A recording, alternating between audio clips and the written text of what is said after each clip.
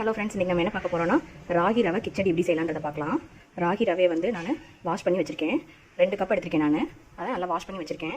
அது கூடவே பட்டாணி போட்டு செய்யலான்னு இன்றைக்கி ஐடியா பண்ணியிருக்கோம். அதனால் பட்டாணி 1 கப் எடுத்து வாஷ் பண்ணி வச்சுருக்கேன். ஒரு பெரிய வெங்காயத்தை இந்த மாதிரி சின்ன சின்னதாக பொடிசாக கட் பண்ணி வச்சுருக்கேன். 2 சின்ன தக்காளி, 2 பச்சை மிளகா, புதினா தலை, கொத்தமல்லி தலை எடுத்திருக்கேன். இஞ்சி பூண்டு பேஸ்ட்டு எடுத்திருக்கேன்.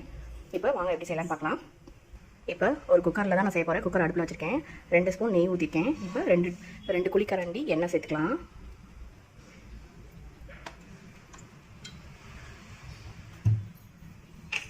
எண்ணெய் நல்லா காஞ்சதும் நம்ம கொஞ்சோண்டு மிளகு, 4 கிராம்பு, ஒரு பட்டை, ஒரு பிரிஞ்சி எல்லாம் சேர்த்துடலாம். பொரியட்டும். இப்போ நல்லா பொரிஞ்சிருச்சு. பச்சை மிளகா சேர்த்துடலாம். பச்சை மிளகா கூட வெங்காயத்தையும் சேர்த்துடலாம்.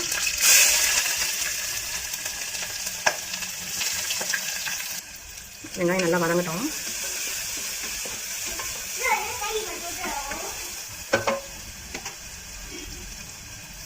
இப்போ இது கூடவே 1 டேபிள் ஸ்பூன் இஞ்சி பூண்டு விழுது சேர்க்கலாம். இதையும் சேர்த்து நல்லா மிக்ஸ் பண்ணி விட்டுக்கலாம்.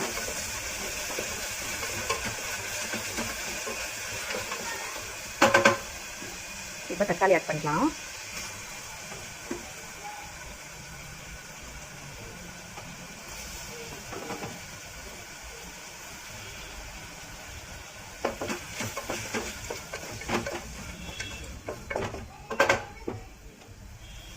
தக்காளி நல்லா வதங்கட்டும்.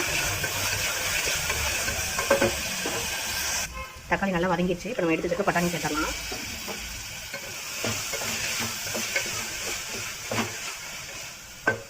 இது கூடவே நம்ம எடுத்து வச்சுக்க புதினா தலையையும் கொத்தமல்லி தலையும் ஆட் பண்ணிக்கலாம்.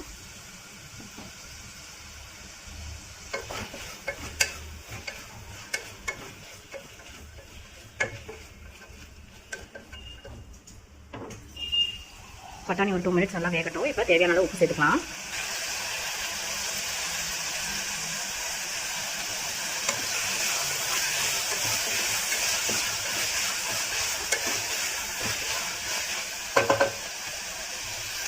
இப்போ பொடி ஐட்டம்லாம் ஒன்றா சேர்த்துடலாம்.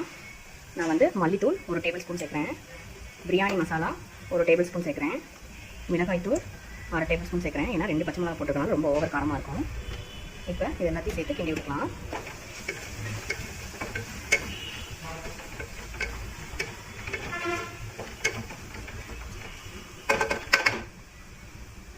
இப்போ நம்ம எடுத்து வச்சுருக்க ரவையை சேர்த்துடலாம். ரவையை சேர்த்துடலாம்.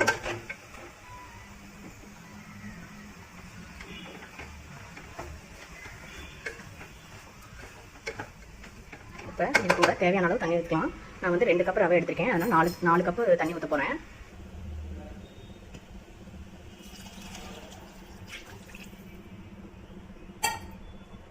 இப்போ நல்லா கிண்டி விட்டுக்கலாம்.